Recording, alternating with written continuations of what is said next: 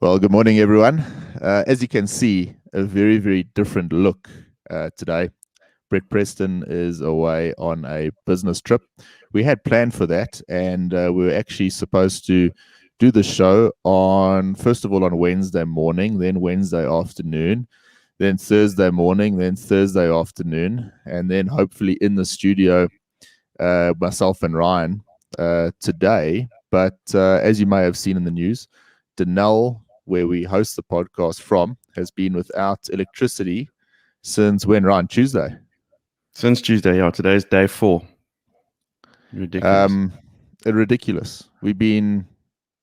We host a podcast where we require a computer and a microphone, camera, and a stable electrical grid, I suppose we could say. And we haven't been able to get that. So yeah, unfortunately, Brett not here because he's away now on his business trip. It's too late for us to actually get in the studio, so we're doing it remotely from home. But absolutely crazy. Denel without power since Tuesday, and waiting to do the podcast. We did have a nice show lined up today. Quite a lot of news. We're going to keep it a bit different. Have a bit of a mid-year roundup today.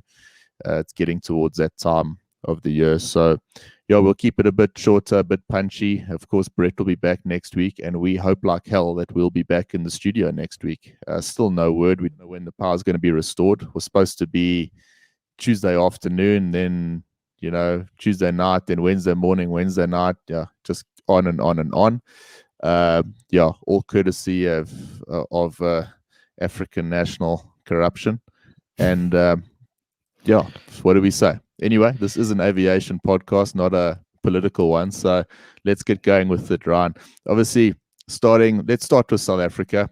A lot of news, of course, for the this whole year, really. SAA and Mango taking up the bulk of the news. No shortage of it this week. Pravin Gordhan indicated, talking about the strategic equity partner in principle. We know that in business, if something is in principle, then it's actually not real.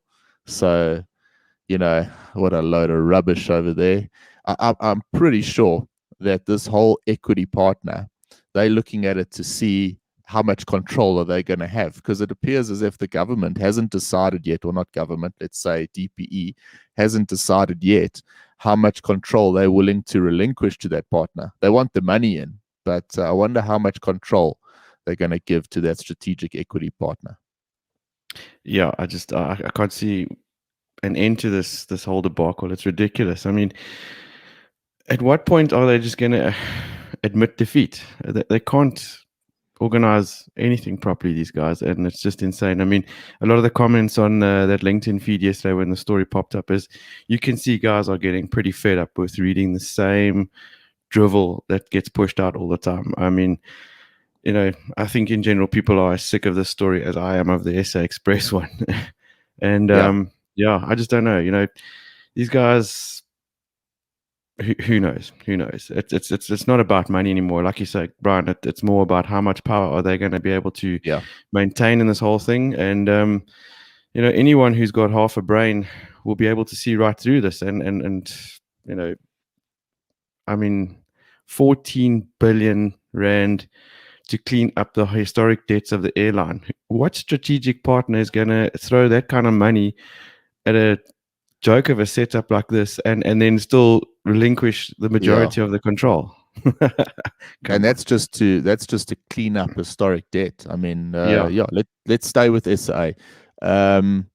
Court ruling, SA can go ahead and start employing pilots now to replace the locked out SAPA pilots. SAPA, of course, have they'll appeal that, so this will go on for a while.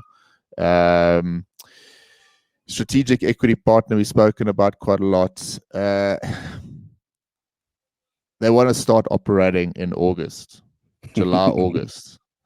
with what aeroplanes, where they're going to go, who's going to fly, who is going to be brave enough to board one of those aircraft with their friends and family to fly anywhere anyway. So I don't know. Can we hit the nail in the coffin on this SAA one and say disaster in the making yet again, and leave it there, and then move to something which I find even more annoying, and I'm going to speak my mind about it today, the whole mango story. Because, look, a bit difficult for us. We dance around the mango story a little bit because we've got friends that fly for mango. But it's a little bit difficult to separate the operational side from the business side. How are they allowed to continue operating at a loss, with clear cut knowledge that the South African taxpayer will just carry on paying for that loss because they're not making money. There's no question. Go and have a look on what they're charging tickets for. And there's no ways they're making money. But not only are they not making money, they're undercutting the private companies that are doing their best to keep their aircraft in the air. They have kept employment. People are. It's just ludicrous that they're actually putting those private companies now in jeopardy by this undercutting. And yeah, it's a little bit of a difficult one, like I said, because we have friends flying for them, and we certainly don't want them to not have a job. But the way this is all happening and thrown at the SA taxpayer to say no, they must pay for it is somewhat ludicrous. Here we are sitting today. It's 8 o'clock in the morning now on Friday. We're hosting the show. The reason I said we're going to keep it relatively short is because we had load shedding here last night.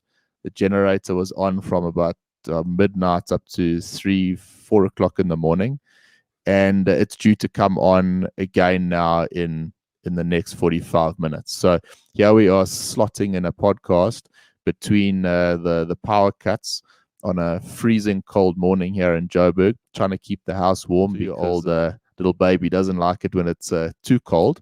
And on top of that, we're doing it this way because we can't even go into our studio or our workplace to go and work and earn money and do what ultimately we are trained to do. So a poor state of affairs here in South Africa at the moment, a really poor state of affairs.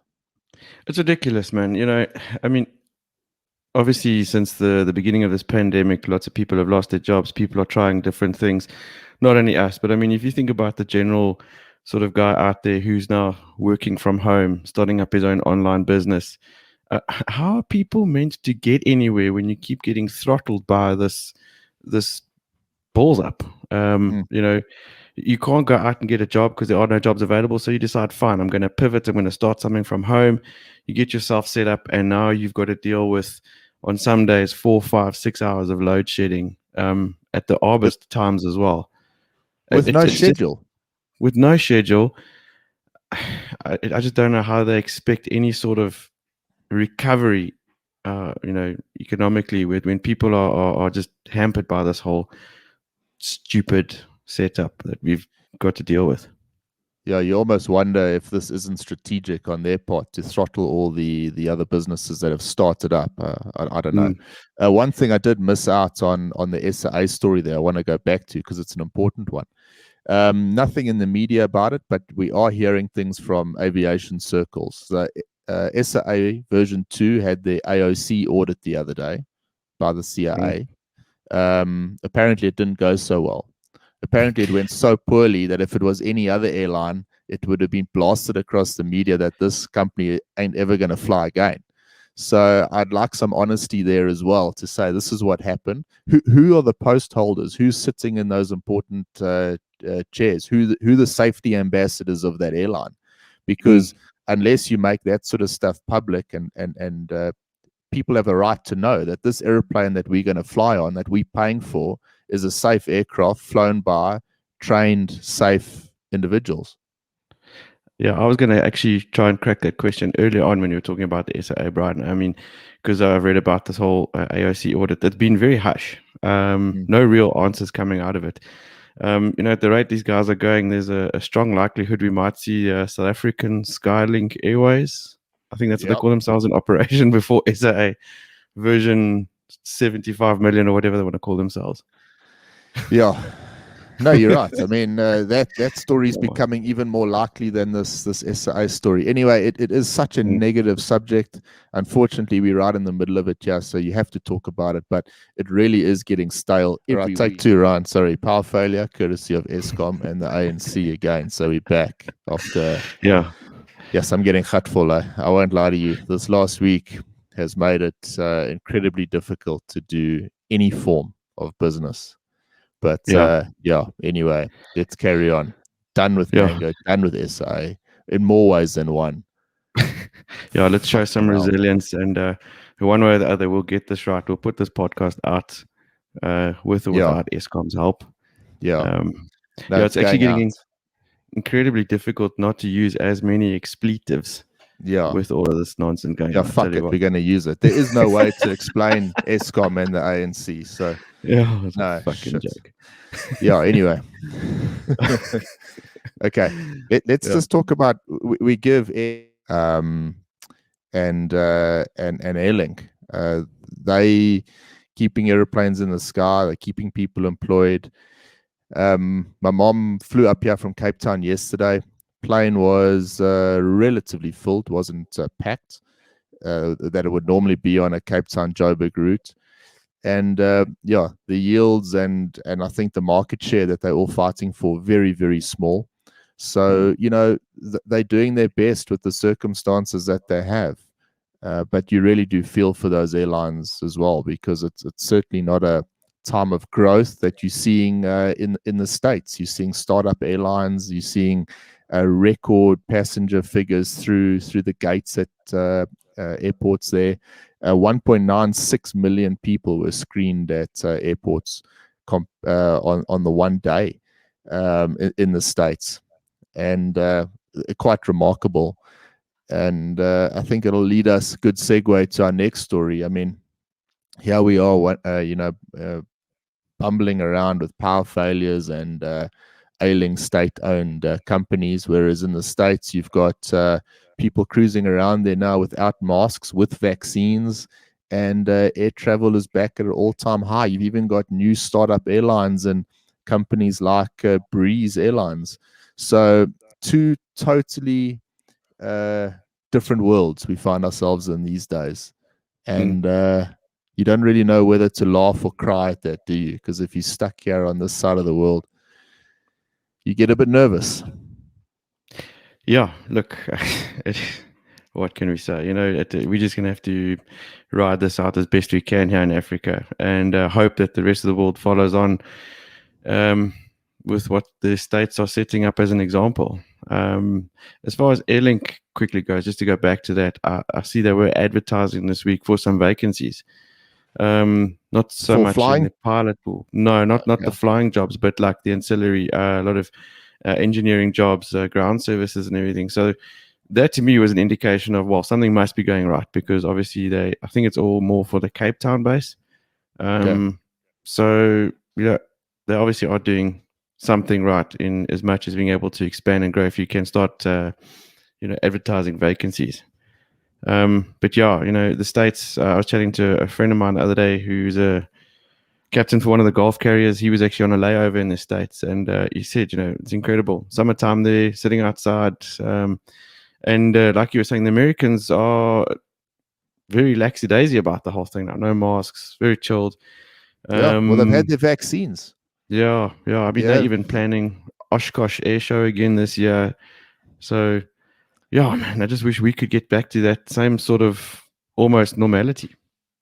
yeah.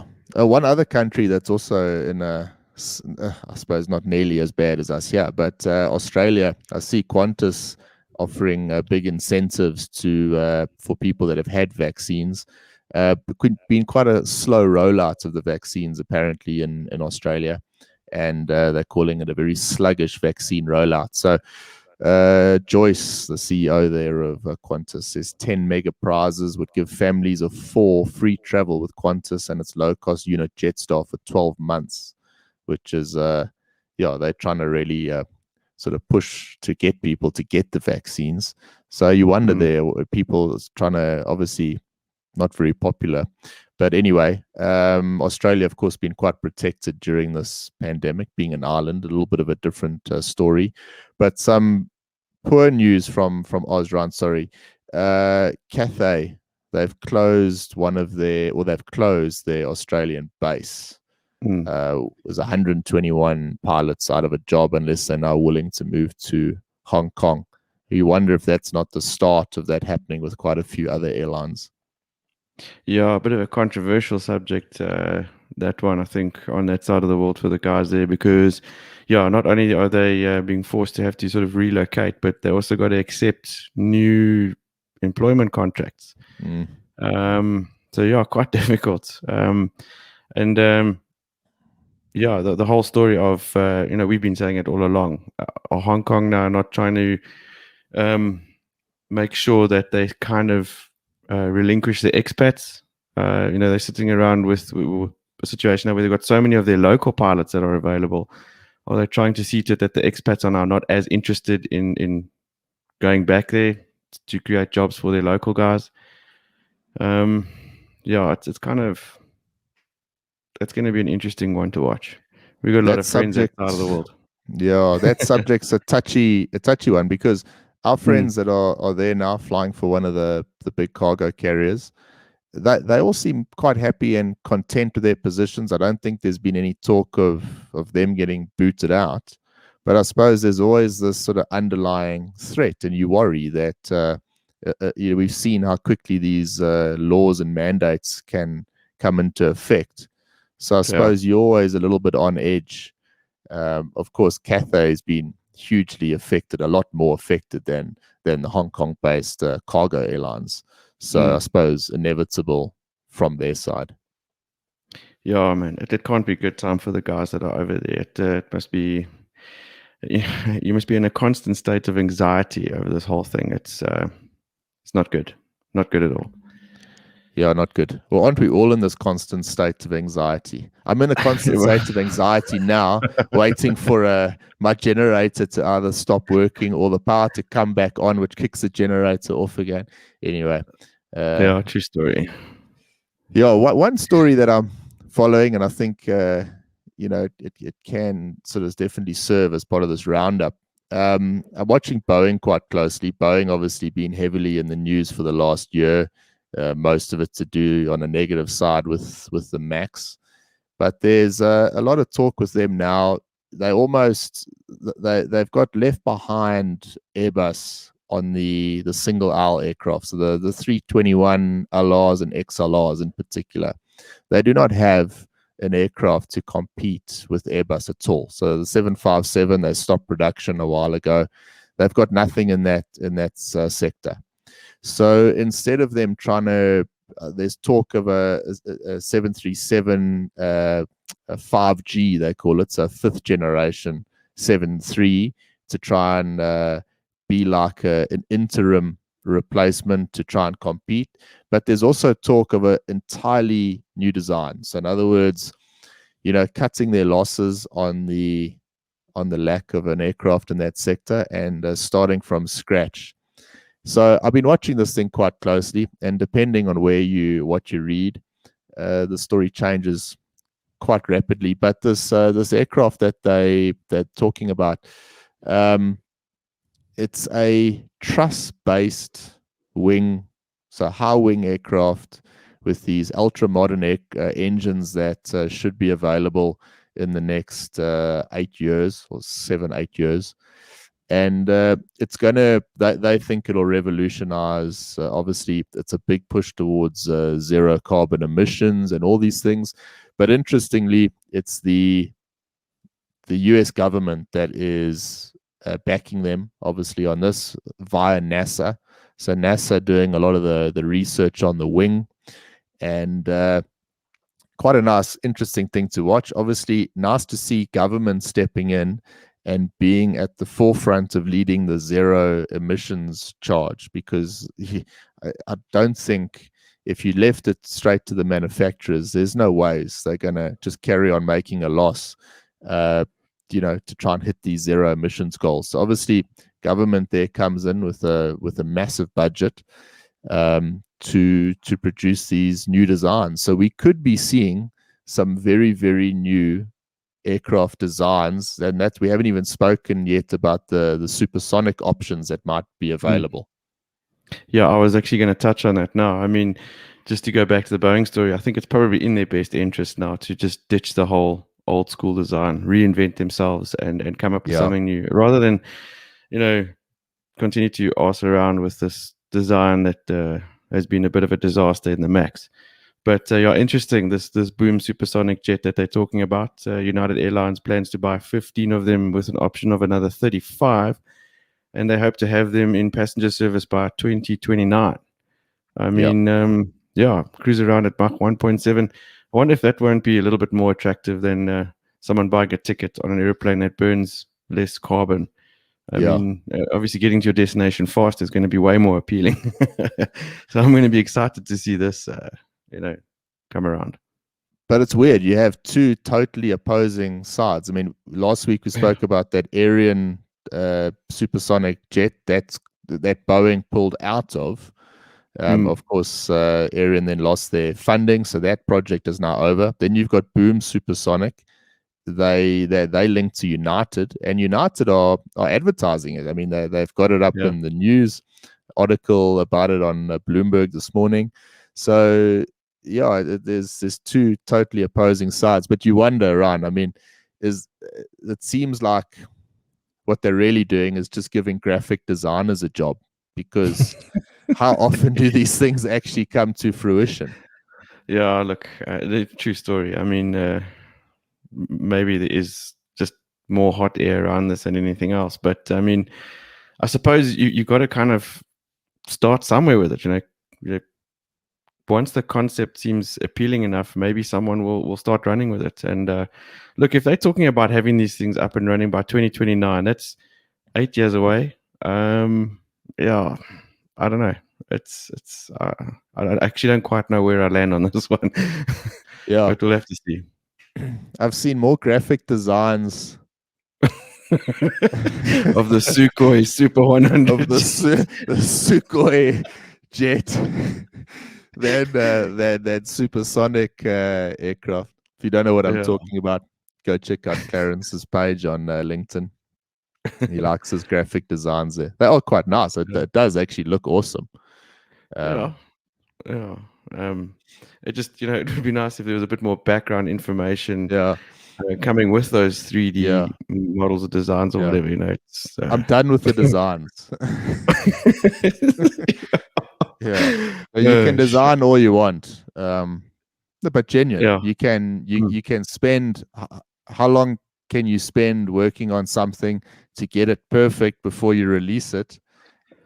Just release it, get it out, and then work on it. I mean, you can't just keep pumping out designs. I mean, it's at some point people are gonna call bullshit on that. So anyway, that's my advice. At least the designs are a little bit more real than is a strategic equity partner. So yeah.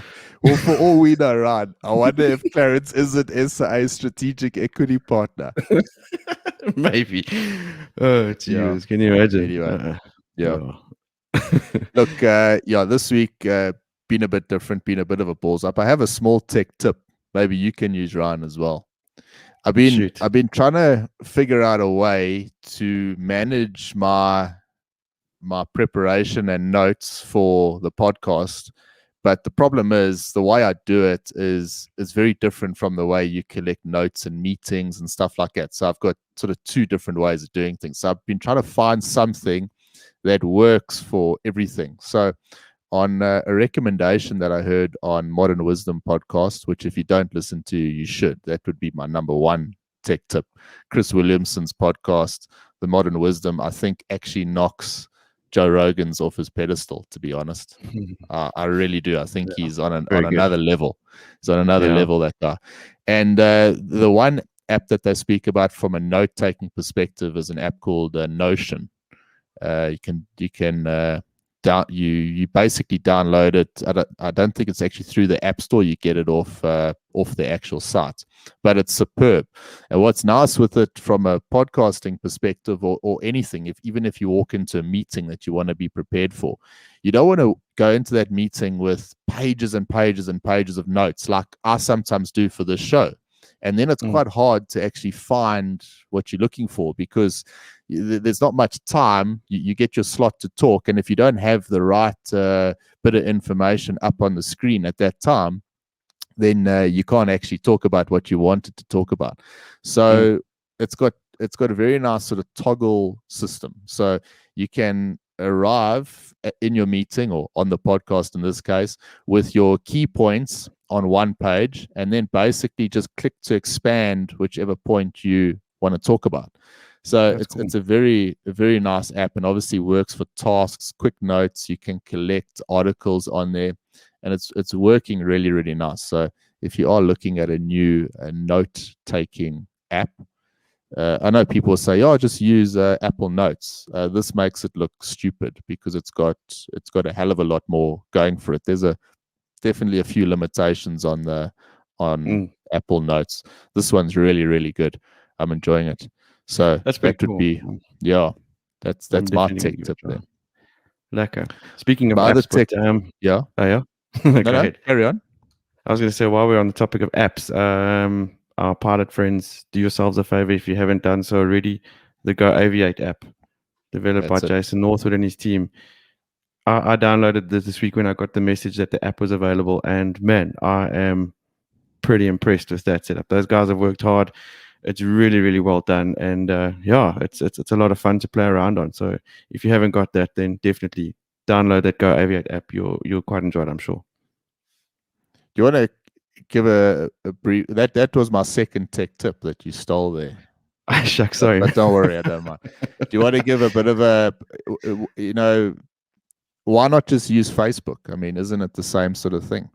No, but Facebook is it's look, what I think they've done with the GoAviate app is they've made it pilot orientated. So it's like Facebook for pilots. So everything that's relevant to pilots, the stuff that interests us, the whole network, everything around it is in one platform. Whereas Facebook, I mean, you've got to look at what some people post on what they're having for lunch, every now and again, and all sorts of other shit.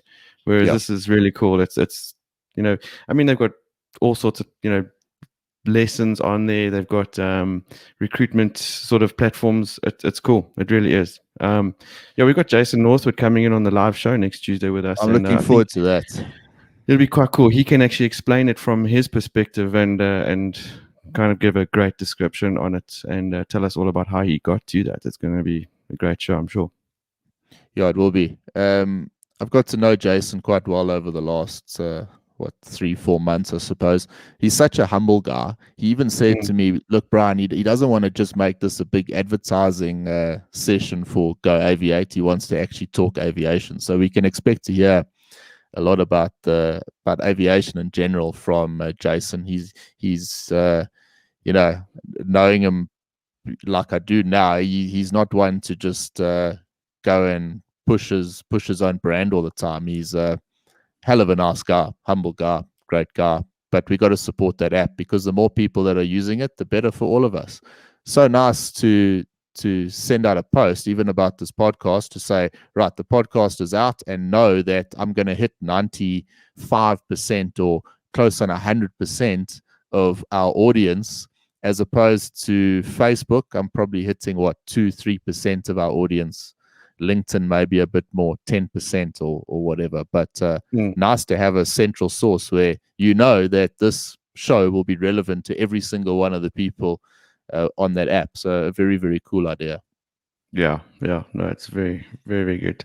I got a third tip on the podcast. Yeah. Shoot. Buy a fucking generator.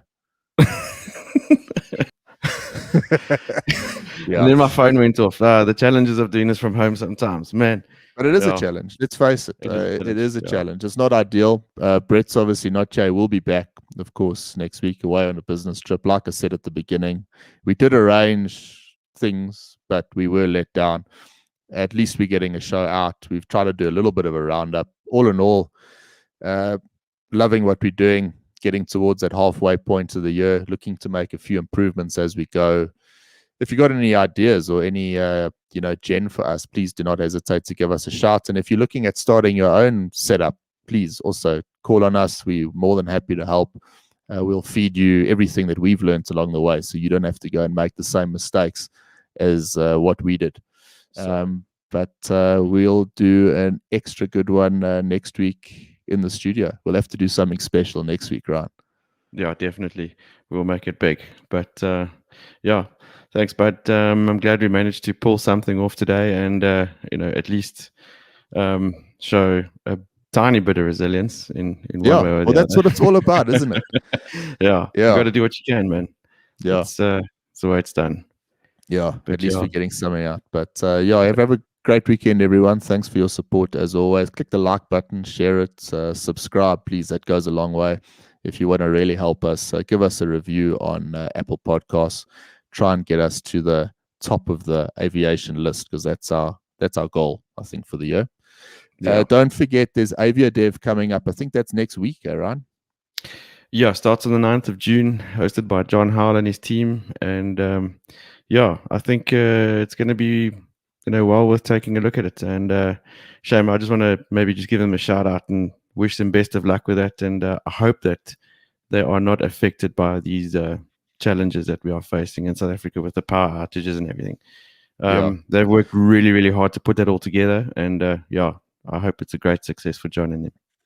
I'm sure it will be. There's some really great speakers, and there's a few cool roundtables as well. Our friend Derek and Seko doing one. Definitely going to tune in for that one.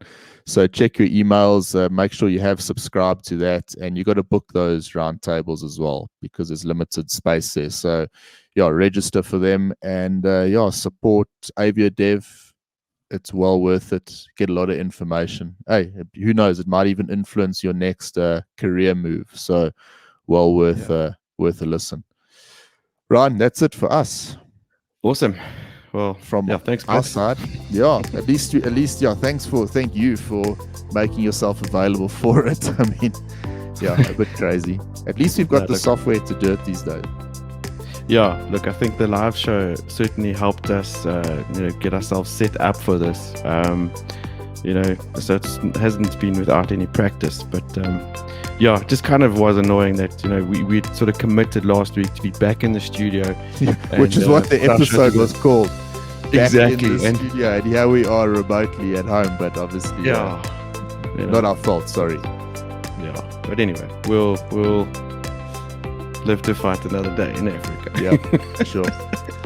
Have a lovely weekend, everyone. Keep the blue side up from myself and Ryan and Brett, who's away. We'll say goodbye for now.